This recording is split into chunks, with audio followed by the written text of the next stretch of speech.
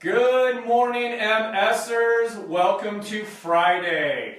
I want to congratulate all of you who have been doing your exercises this week, are getting ready for our MS exercise circuit tomorrow. And if you can make a comment down below, let me know kind of what exercises you're feeling the most, or you're struggling the most with, or what makes you feel awesome and how awesome you feel, okay? Because that helps me kind of gauge what the videos are going to be in the next coming weeks and all that kind of stuff, and what people are struggling with, and what they really enjoy and feel very capable doing.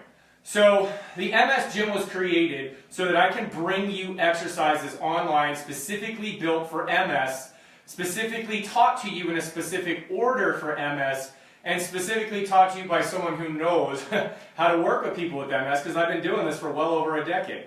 The goal of these exercises in the MS Gym is to literally feed new patterns into your brain that retrain your brain how to talk to your nerves, then talk to your muscles, then talk to your joints, and create new movement patterns which have the goal and have the intention of slowing down and possibly stopping MS in its tracks. So that's what we're doing this week. This is the final week, or the final exercise of the circuit. Number one, on Monday, we worked a lot on pelvic tilting, a lot on pelvic neutral, spinal neutral, to get your hips stabilized underneath you.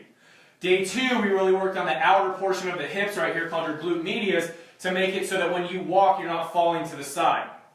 Day three, we worked on the inner thigh, the adductor magnus, which is important when you're walking so that when you take a step, your knees aren't falling to the inside, causing you, or collapsing to the inside, causing your upper body to fall and possibly have you fall forward. Yesterday, we really talked about hip flexion and getting those psoas muscles up here fired up, because most people that come into my facility and lay on my table or on my floor have weak psoas. And they're always like, well, I don't understand why I can't walk well, or it hurts to walk, or I just get so tired. Well, the big daddy muscle that lifts your leg ain't working. So that was hip flexion. Today, we're going to talk about one of the most poorly taught and poorly performed exercises I see in the gym, in rehab facilities, every single time I go in. It's called the hip bridge, right? Everybody's probably done it. If you've been to PT, you've probably done it. I have people come in, they're like, oh yeah, I know how to do that. Okay, cool, show me. So they get on the ground, and I'm just like, okay, cool, well, let's walk through this. And in my head, I'm just like, man, you've been jacking up your back for so long, and you're getting nothing out of this exercise.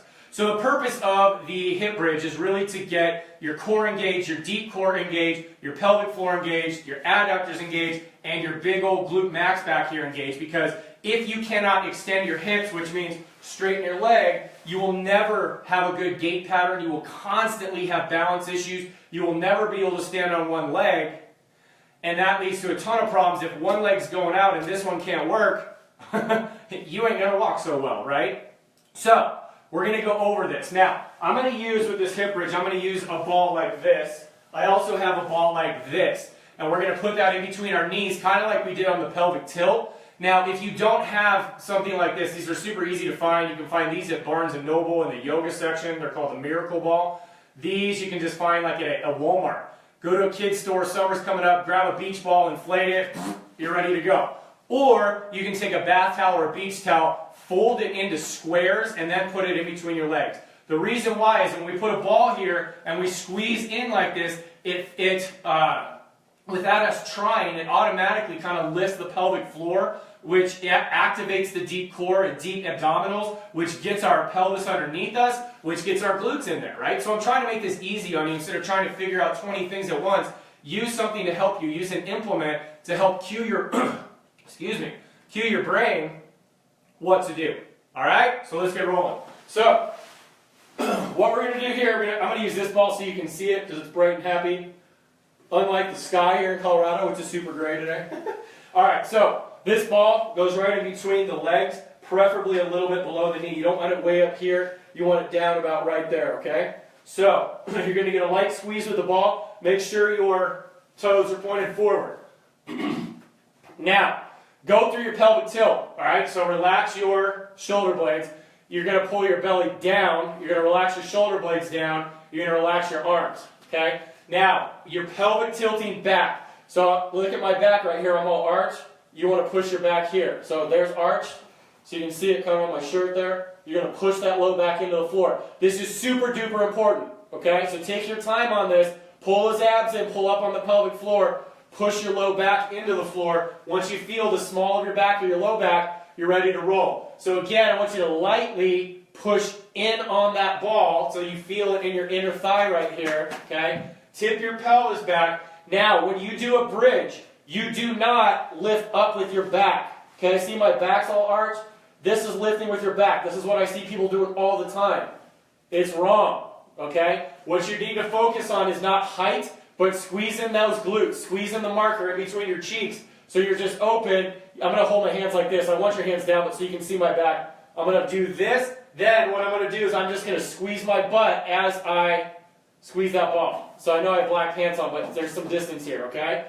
So you're going to drop down nice and slow. Pause. Now when you come down at the bottom, don't let your hips collapse.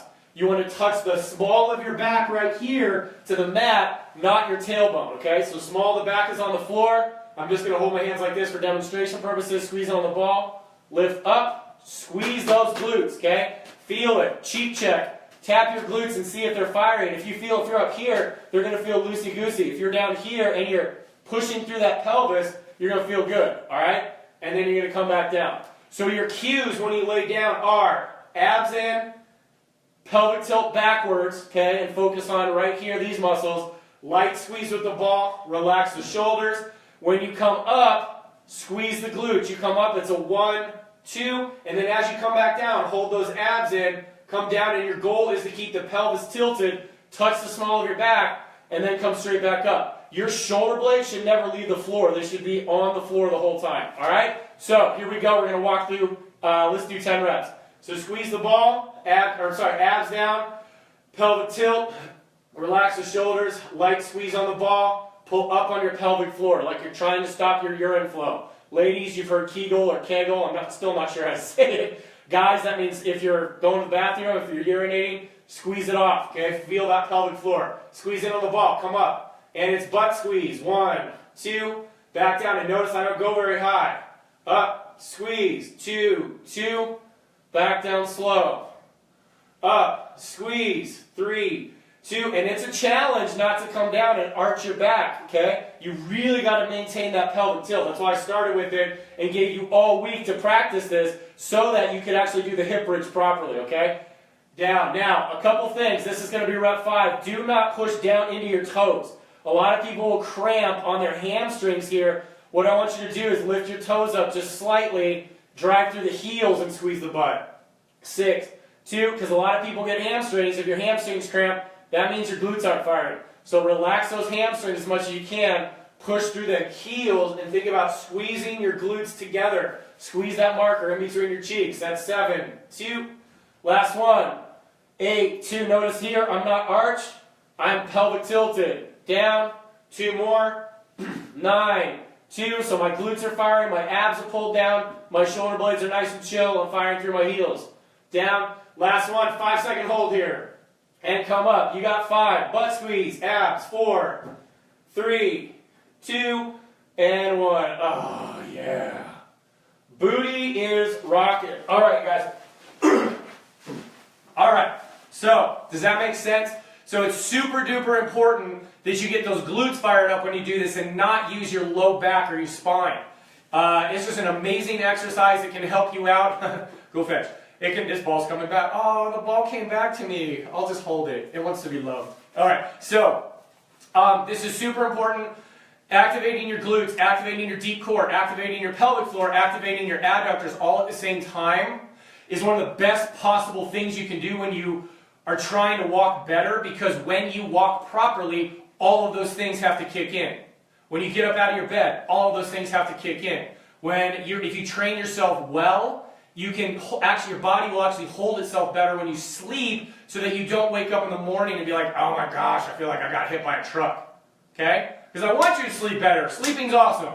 And that's the time that you need to recover, restore, and fight off this MS. Because if you're not sleeping, because your brain's all messed up, your body is in pain, and you're just going crazy, you're not going to feel great. That fatigue is going to overtake you, and it's not good. All right? So please, please, please, today, I want you to focus on doing 1 set of hip bridges find a beach towel, find one of your kids' play balls, like whatever you need, wad up a sweatshirt. I don't even care. I just want those active adductors and pelvic floor so that you can actually do this right. Now, tomorrow, 7 a.m., we're going through every single exercise in real time. We're going to do a circuit, and then we're going to do it again, okay? So you can actually feel what it's like to work out doing just small rehab-y exercises like this, but you put them together in a circuit, and you'll probably start sweating. Your body's going to heat up, and you're going to get done and be like, man, I feel so awake and so good, and I'm ready to rock and roll, all right? So I appreciate you guys for joining me. My happy ball is happy. He's back with his owner.